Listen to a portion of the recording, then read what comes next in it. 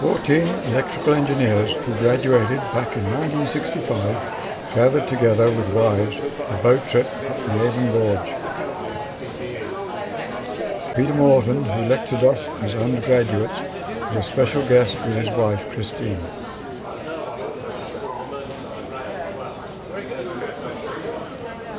The boat trip started at the waterfront in Bristol. The Tower Bell arrived on time, and after turning around, we were soon embarking. Grant Phillips organised the arrangements with the boat people and the university, as there were other events happening over the same weekend.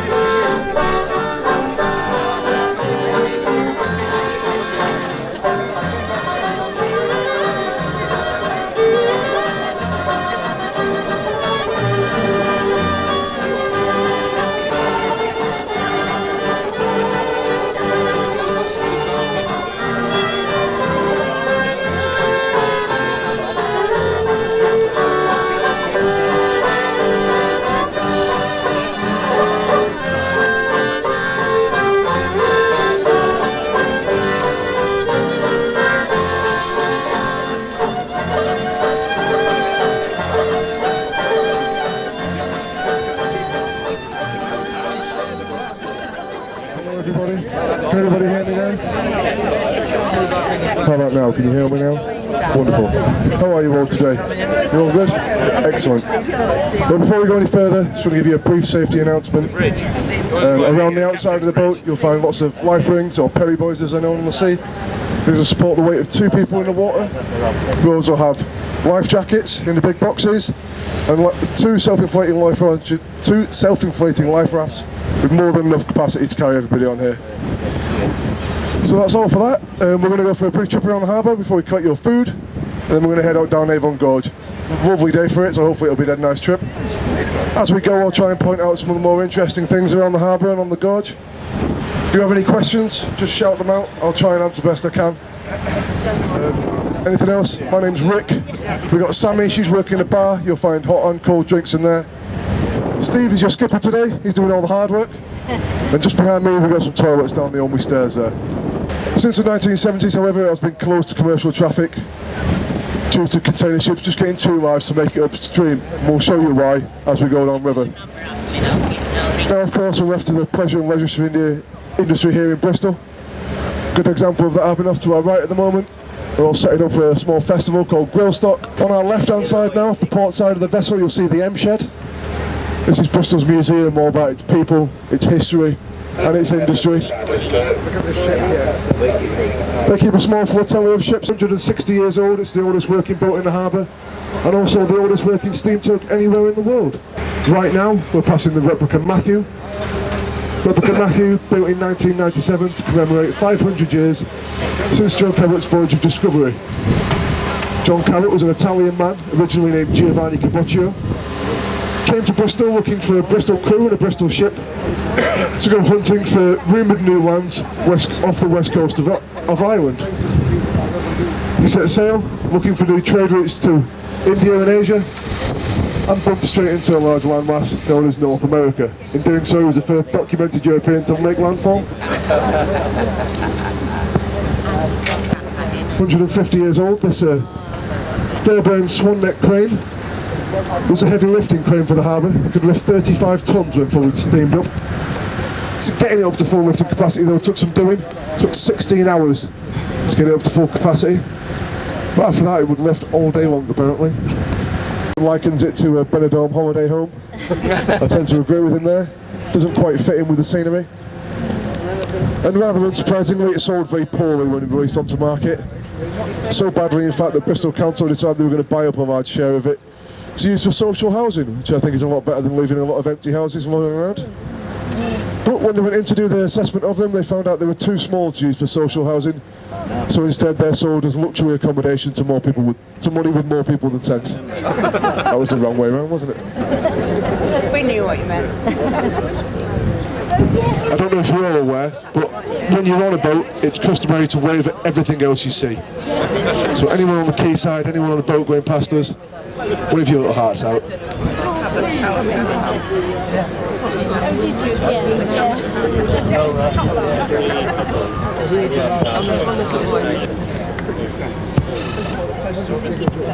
And now, rather obviously, to our left-hand side, you can see the masts and flags of the SS Great Britain.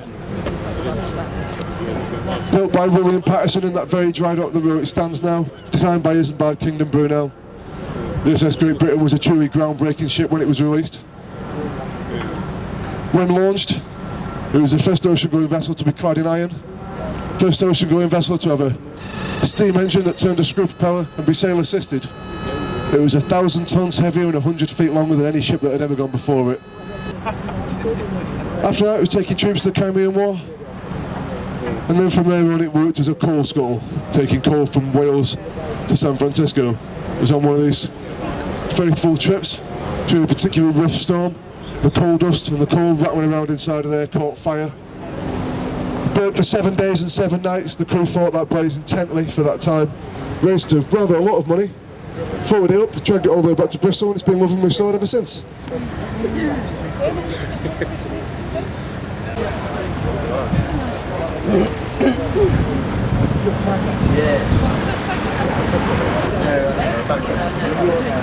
A brief docking to take on food for lunch.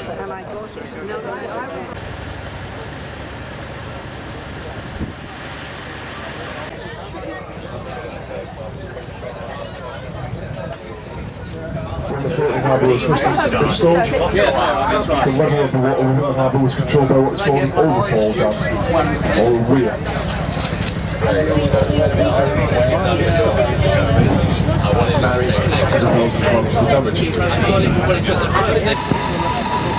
This bridge is all electric, but prior to this, there was a hydraulic water pressure bridge here. The building to the right of us, the pump house, was the pumping station for this bridge, and a lot of the lock gates as well. Just swinging, we're fine. We have to wait for the swing bridge to open for us to pass through.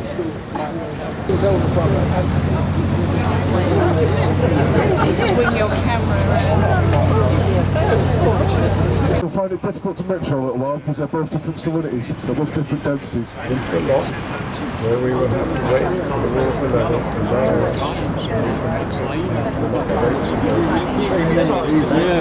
gates. So as we're coming into the lock, we need to ask people to watch their elbows and fingers on the rails there. If you do get bashed up against the quay wall, they will get a bit crushed. So if you want to keep it, please keep it to yourself.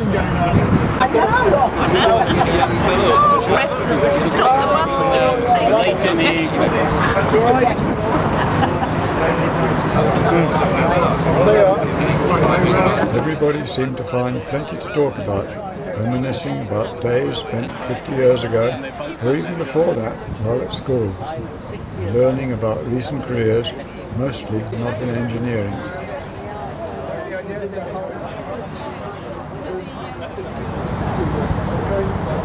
Bring you back a parrot. So here we are, out onto the tidal section of River Avon. Good hook to our right now. Clifton Suspension Bridge is an obvious photo opportunity, not often seen from the water.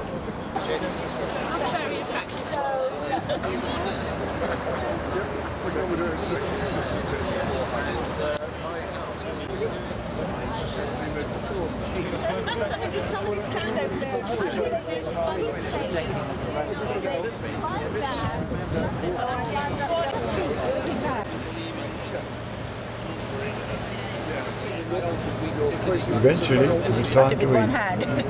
Wooden forks presented a bit of a challenge. It was easier to use one's fingers.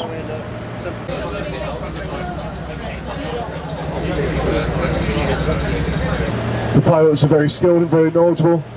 They were the only people that could bring it in, avoiding the constantly shifting mud banks. Just ahead of us you can see the hills of Wales. Off to our right you can see some big windmills. In the widening channel, we turned round for the return trip.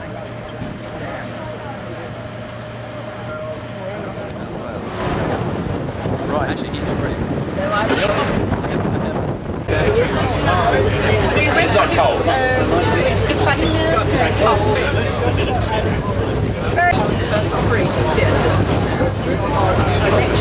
with an operating table. It's very tiny.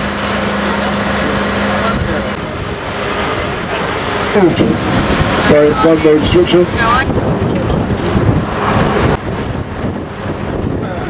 Been quite a success, I think so, yes. Of course, one of the reasons for success is the weather.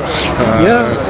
And everyone turned up on time. Yes, and everybody's come, everybody's, I think, enjoyed it. The food was good.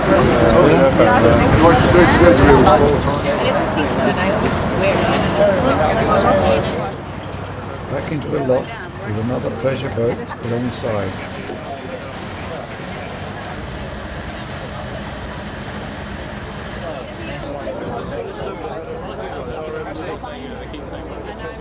Finally, the gates open so we can proceed.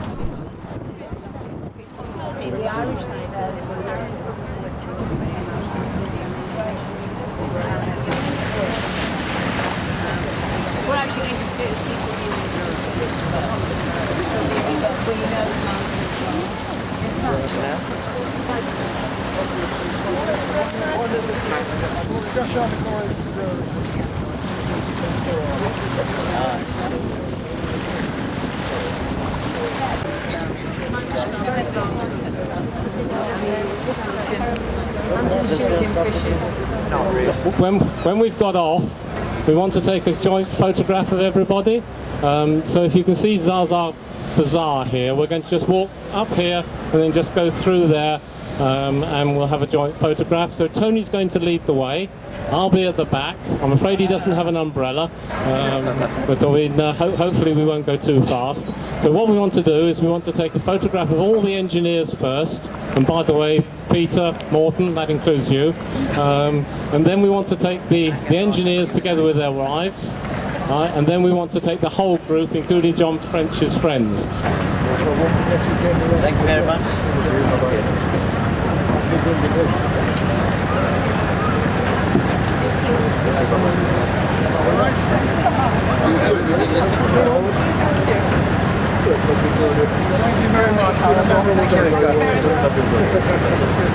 Thank you very much.